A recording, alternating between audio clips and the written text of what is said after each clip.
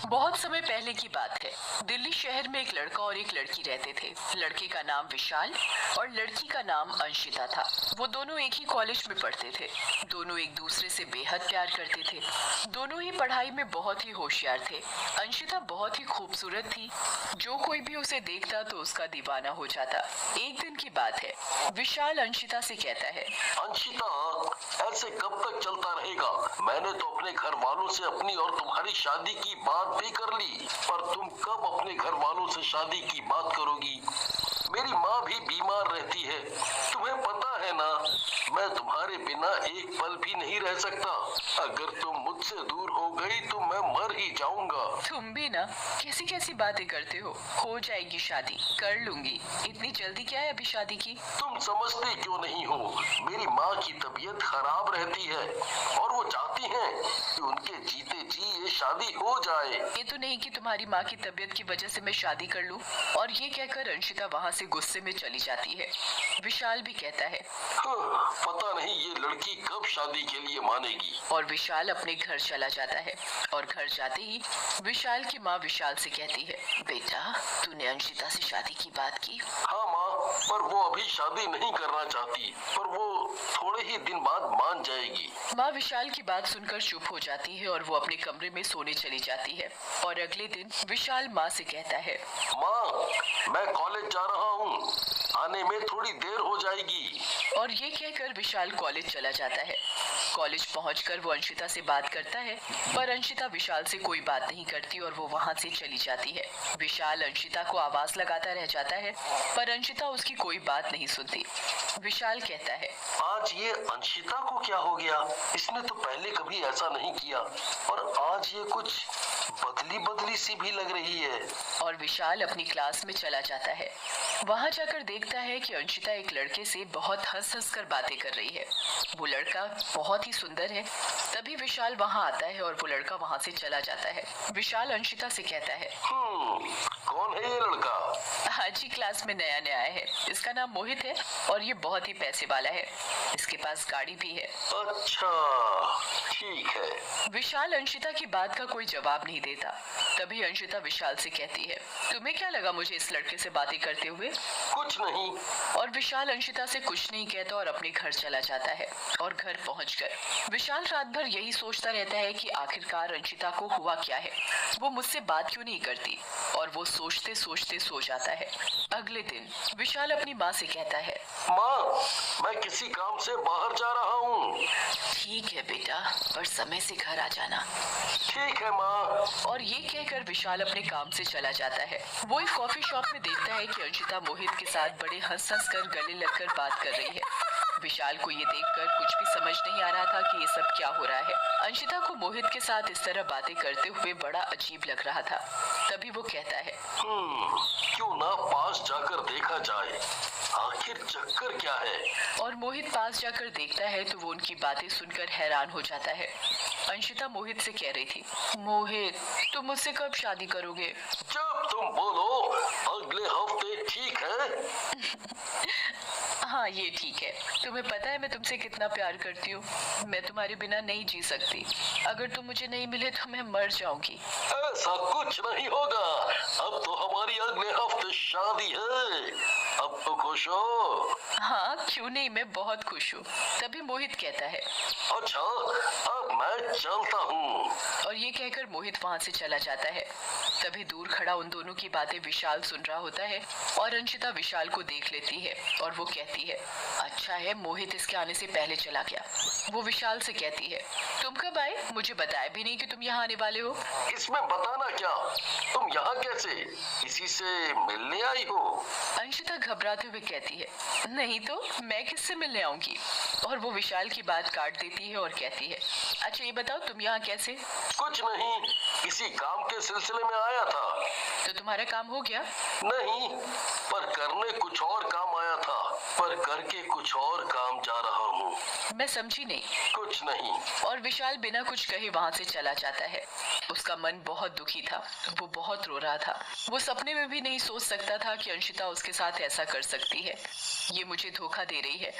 वो चलते चलते एक ट्रेन की पटरी पर मरने के लिए चला जाता है और वो ट्रेन के आगे खड़ा हो जाता है। ट्रेन सामने से आ रही होती है, तभी एक चुड़ैल विशाल को बचा लेती है।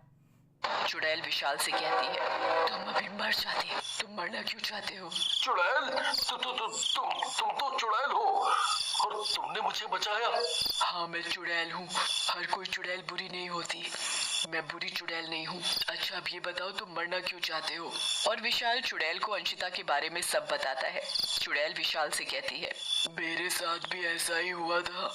मेरे बॉयफ्रेंड ने मुझे वैलेंटाइन डे वाले दिन धोखा दिया था। मैंने अपनी जान दे दी एक लड़के के लिए। मैंने ये गलती की थी, पर तुम ये गलती कभी मत करना।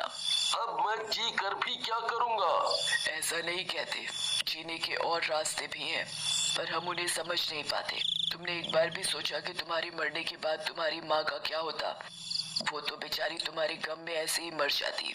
जो कुछ तुम्हारे साथ हुआ है वो सब मेरे साथ भी हो चुका है।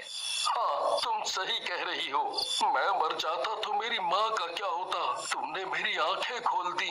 चुड़ैल विशाल से कहती है, अब तुम देखना मैं उसे कैसा मजा चखाती हूँ। वो विशाल से कहती है, कल मैं तुम्हारी गर्लफ्रेंड प्रिया बनकर आऊंगी। फिर तुम देखना कि कल वैलेंटाइन वाले दिन कैसा मजा आता है। अब तुम घर जाओ। ठीक है। और विशाल अपने घर चला जाता है और घर पहुंचकर सो जाता है। अगले दिन विशाल कॉलेज जाता है। कॉलेज में उसे अंशिता मिलती है, पर वो अंशिता की ओर ध्यान नहीं देता और बाकी के दोस्तों से बात कर ही रहा होता है कि तभी चुड़ैल प्रिया बनकर आती है। तभी अंशिता कहती है, विशाल क्या हुआ? तुम ठीक तो हो? मुझे क्या हुआ? मैं बिल्कुल ठीक हूँ। प्रिया विशाल से बात करती है। इस पर अंशिता कहती है, चल हट। क्यों, क्या हुआ? मैंने ऐसा क्या कर दिया? और वो अंशिता से कहती है, मुझे तुमसे कोई बात नहीं करनी। पता नहीं कैसे कैसे लोग हैं। तभी प्रिया विशाल से कहती है, चलो ना कहीं घूमने चलते हैं। और तुम्हें पता है कल वैलेंटाइंस डे है। अरे हाँ, कल वैलेंटाइन डे है। अंशिता वहाँ खड़े उन लोगों की बातें सुन रही होती है। तभी मोहित भी वहाँ आ जाता है और उन सब से कहता है, क्या बात है, आज सब लोग एक साथ। चलो, अच्छा हुआ तुम भी आ गए, तुमसे भी मुलाकात हो गई। तभी प्रिया मोहित से कहती है, तुम्हें याद तो है ना कल वैलेंटाइंस डे है? हाँ हाँ, मुझे याद है। तभी विशाल अंशिता और मोहित से कहता है, कल मिलते हैं। अब मैं और प्रिया घर चलते हैं। तभी रास्ते में चुड़ैल विशाल से कहती है, देखा तुमने अंशिता को, कैसे मुझसे चिढ़ रही थी। इसे तो मैं कल बताऊंगी। और वो दोनों घर चले जाते हैं। उधर अंशिता भी अपने घर चली जाती है और जाकर सो जाती है। तभी आधी रात को चुड़ैल अंशिता के मुंह पर पानी डालती है। तभी अंशिता जग जाती है और वो अपने सामने चुड़ैल को देखकर डर जाती है और वो चिल्लाती है, चुड़ैल चुड़ैल। चुड़ैल अंशिता का सारा मुंह खराब कर देती है और वो चिल्लाने लगती है, मुझे क्यों परेशान कर रही हो? मैंने तुम्हारा क्या बिगाड़ा है? मुझे छोड़ दो। तूने मेरा तो कुछ नहीं बिगाड़ा, पर किसी का तो बिगाड़ा ही होगा। अंशिता चुड़ैल की बात नहीं समझ पाती और तभी चुड़ैल भी गायब हो जाती है। अंशिता पूरी रात चुड़ैल के डर के मारे सो नहीं पाती। और अगले दिन अंशिता लाल रंग की सुंदर सी ड्रेस पहनकर अच्छे से तैयार होती है। वो बहुत ही सुंदर लग रही थी। फिर वो कॉलेज के लिए निकल जाती है। तभी रास्ते में चुड़ैल उसकी लाल ड्रेस काली कर देती है और उसका मेकअप खराब कर देती है। तभी उसके सामने चुड़ैल आती है। चुड़ैल को देखकर अंशिता भागने लगती है। तभी उसे विशाल और प्रिया दिखाई देते हैं और अंशिता से कहते हैं, क्या हुआ अंशिता, तुम इतनी घबराई हुई क्यों हो? चुड़ैल थी अभी, पता नहीं कहाँ गई। तभी उसके और दोस्त भी आ जाते हैं। सब लोग बहुत ही सुंदर लग रहे थे। सबने बहुत ही सुंदर कपड़े पहने हुए थे। प्रिया तो मानो ऐसी लग रही थी जैसे कोई अप्सरा हो। उसने सुंदर सा लाल रंग का गाउन पहना हुआ था। तभी सभी दोस्त अंशिता को देखकर कहते हैं।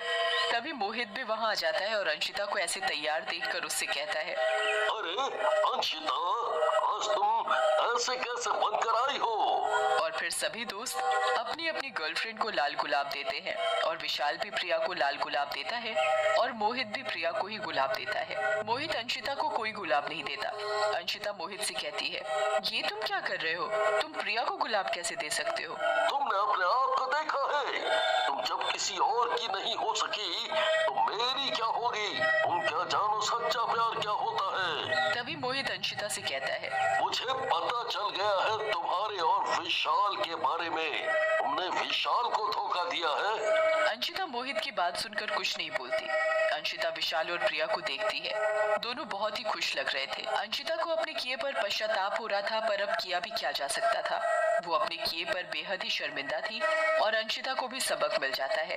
और फिर अंशिता वहाँ से रोती हुई चली जाती है। फिर चुड़ैल विशाल से कहती है, अच्छे के साथ हमेशा अच्छा ही होता है। और इस तरह चुड़ैल का भी वैलेंटाइंस डे बन जाता है और चुड़ैल को भी एक अच्छा काम करने से मुक्ति मिल जाती है।